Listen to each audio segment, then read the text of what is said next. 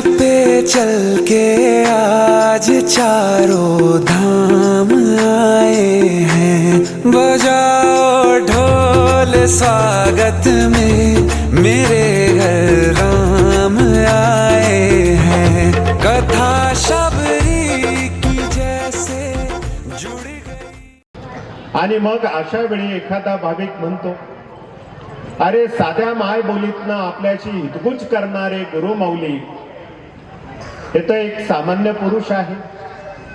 कोणी म्हणतं नाही नाही संत किंवा महंत असतील. पण आपणा सर्व समर्थ सेवेकऱ्यांना सांगू इच्छितो की आपले गुरुमाऊली ना संत ना महंत, ते साक्षात आपले स्वामी रूपी भगवंत आहेत.